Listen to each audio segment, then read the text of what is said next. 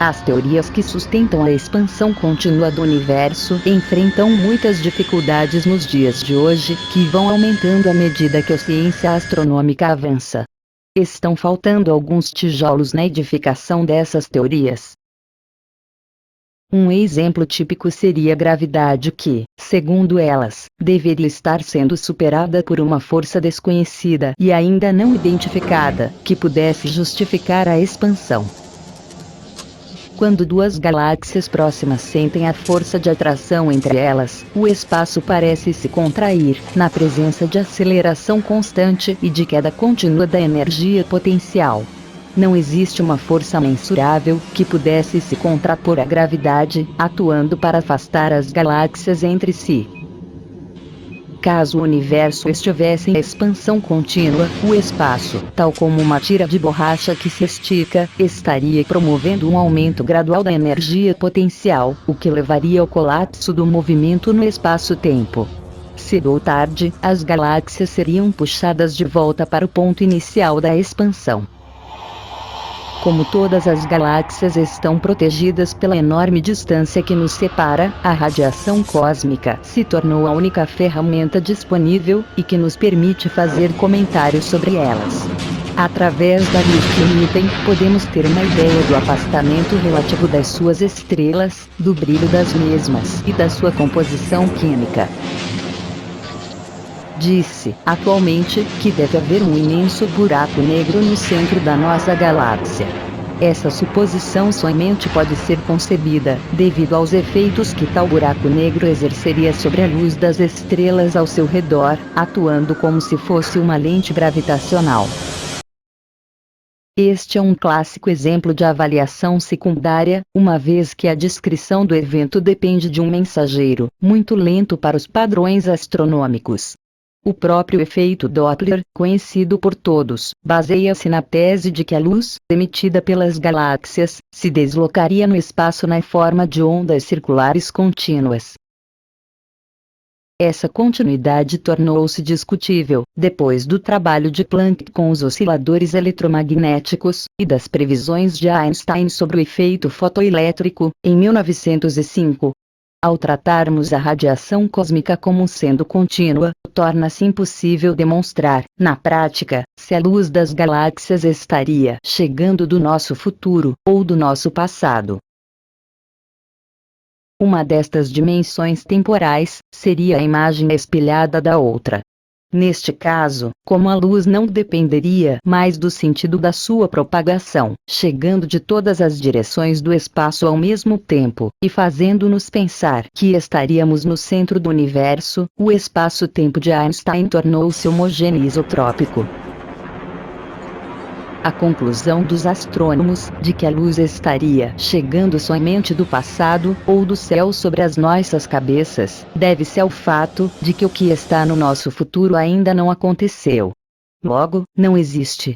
Com a exclusão de um dos sentidos de propagação da luz, o efeito Doppler nos permite descrever, apenas, eventos luminosos que repousam no nosso passado, e não no nosso futuro.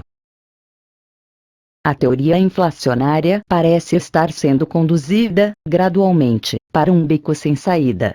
Mesmo os leigos no assunto percebem que, quando olham para fora de si mesmos, veem apenas a parte iluminada da matéria, que não passaria de 10% do todo.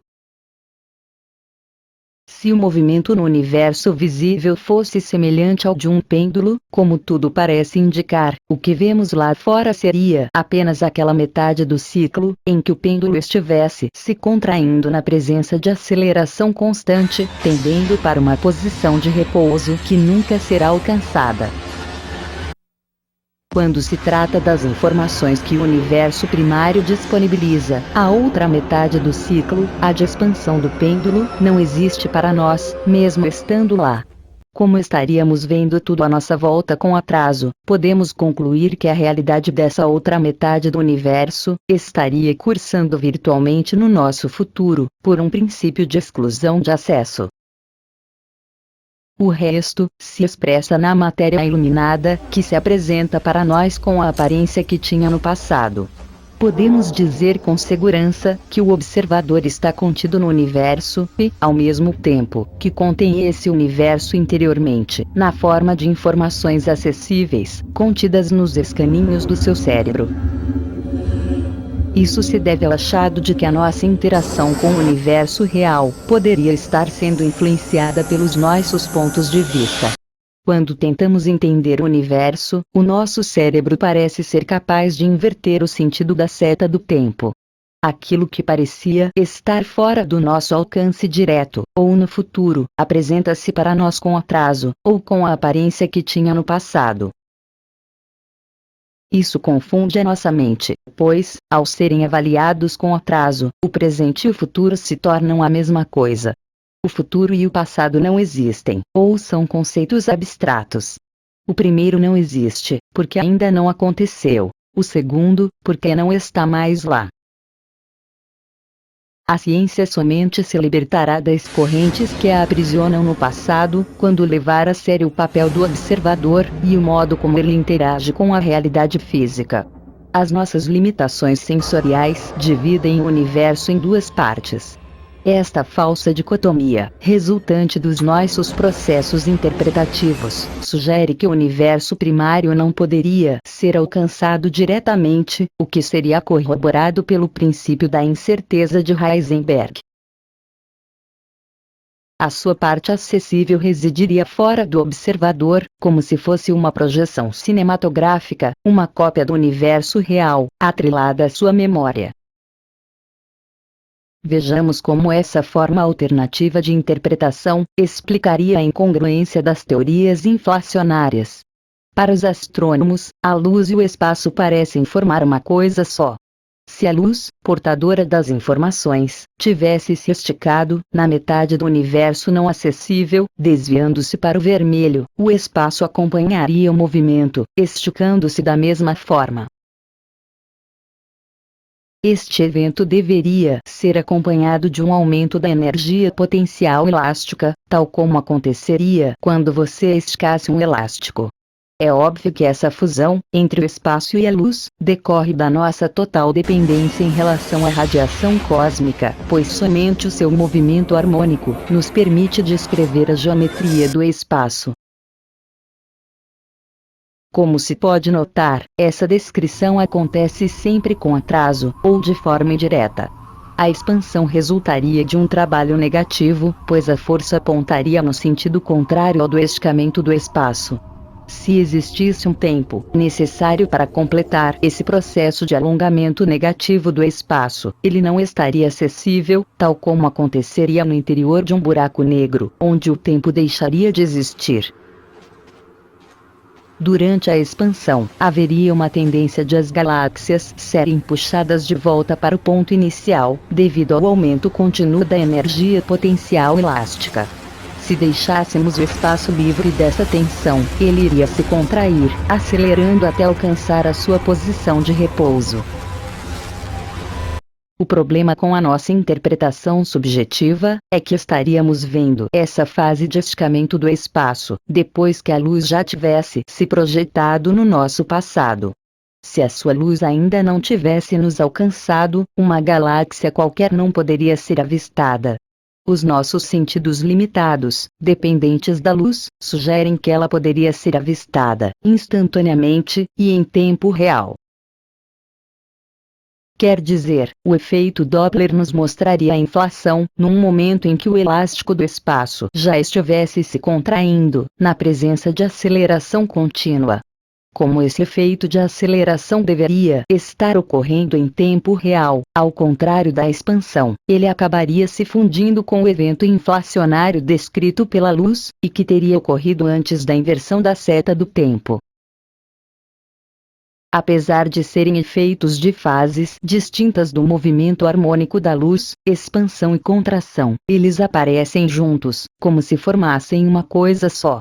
O Doppler, então, nos diz que o desvio para o vermelho ocorreria na presença de aceleração contínua, o que seria a consequência de um erro interpretativo, perfeitamente justificável. Para aplicarmos esse tipo de raciocínio, precisaríamos considerar a existência de lados para o universo, como se os nossos sentidos limitados pudessem dividi-lo em duas partes independentes. Como é pouco provável que o universo primário pudesse contar com a existência de lados, o resultado dessa falsa dicotomia deveria ser atribuído à nossa memória, pois ela nos impede de interagir com o universo em tempo real. Olhando as coisas por este prisma, entende-se por que a gravidade, colocada isoladamente no lado de dentro do espaço-tempo, resultaria de um movimento secundário de contração ou de relaxamento do espaço. Tratar-se apenas de uma simples acomodação das massas à curvatura do espaço, que teria sido gerada no nosso futuro, ou fora do espaço-tempo. Somente assim, poderíamos justificar a atuação solitária da gravidade, na macroestrutura do universo. Como não temos conhecimento sobre a existência de um lado de fora do espaço-tempo, isso resultaria numa falsa continuidade do movimento, no seu interior. Além disso, o movimento citado se tornaria relativo a algum referencial misterioso. Devido à supressão do registro direto de uma das fases do movimento harmônico da luz, o universo visível parece estar pulsando de forma velada. A sístole e a diástole, do coração do universo, seriam excludentes entre si. Quando uma delas estivesse lá, a outra desapareceria. Na prática, o que vemos é a contração contínua do espaço-tempo, embora essa fase se apresente na forma de instantâneos isolados, sendo expostos, para nós, quadro a quadro. Outra questão interessante, resultante dessa falsa dicotomia do universo, refere-se à orientação da curvatura do espaço. Normalmente, a ciência prevê que, ao acompanhar a expansão do universo, a curvatura do espaço estaria aumentando gradativamente. No processo, ela estaria afastando as galáxias entre si, conduzindo-nos para um fim trágico. No entanto, se o esticamento tivesse ocorrido no lado de fora do que podemos ver diretamente, sem o registro direto de qualquer tipo de movimento nessa fase, isso iria reunir, virtualmente, todas as galáxias num mesmo ponto do espaço, ocupado por cada um de nós. Depois da inversão da seta do tempo, veríamos esse aumento da curvatura do espaço sendo projetado na abóbada celeste, num momento em que o espaço já estivesse se contraindo. Assim, as galáxias poderiam estar se afastando umas das outras, na presença da gravidade e da aceleração, porque o espaço estaria perdendo curvatura, já em plena fase de contração. O nosso horizonte de eventos estaria tendendo a se tornar plano no infinito. Quando analisamos o comportamento da gravidade, fica evidente que não há uma força que pudesse se opor a ela, nas distâncias astronômicas. Examinar o espaço-tempo como se estivéssemos do seu lado de fora, é jogar uma luz sobre esse mistério. Por exemplo, o aumento da energia potencial, que deveria acompanhar a expansão do espaço, pelo lado de fora, influenciaria diretamente a atuação da gravidade, no interior da nossa dimensão visível. Se a energia potencial fosse nula, o movimento relativo cessaria, para sempre. Por isso, seria necessário que essa energia potencial estivesse sempre acompanhada de um maior ou menor aumento da curvatura do espaço. Para a manutenção da nossa consciência, e do movimento relativo, o espaço jamais poderia alcançar o seu estado de repouso, representado pela condição de ser totalmente plano. Quem avaliasse essa curvatura contínua do espaço, a partir do centro do espaço-tempo, iria concluir que se a energia potencial aumentasse do lado de fora, com aumento simultâneo da curvatura do espaço, a gravidade e a aceleração iriam perder força ao diminuir, aproximando as galáxias entre si. Se a energia potencial diminuísse no lado de fora, seria esperado o contrário, com aumento da energia cinética no espaço-tempo, e diminuição da curvatura do espaço. Somente assim, as galáxias se afastariam umas das outras na presença de aceleração. Um observador que olhasse para o céu a partir do centro, na presença de aceleração constante, concluiria que a curvatura do espaço deveria estar aumentando gradualmente, quando, na verdade, estaria ocorrendo o inverso. Colocar a energia potencial atuando sempre pelo lado de fora explicaria outro paradoxo. Segundo a física, a vida inteligente não poderia ter surgido na fase de contração do universo, devido ao problema da entropia. Como o aumento da desordem seria esperado apenas na fase expansionária do universo, essa expansão teria que ter sido colocada em algum lugar misterioso fora daqui. Aqui dentro, a gravidade e a energia cinética são soberanas. Se a energia potencial aumentasse sem limites, do lado de fora, o universo visível tenderia a entrar em colapso. Se ela diminuísse sem controle, o nosso universo tenderia a se expandir para sempre. Se alguém me perguntasse como a energia potencial saberia quando aumentar ou diminuir, na medida certa, fora do universo visível, eu diria que só Deus sabe.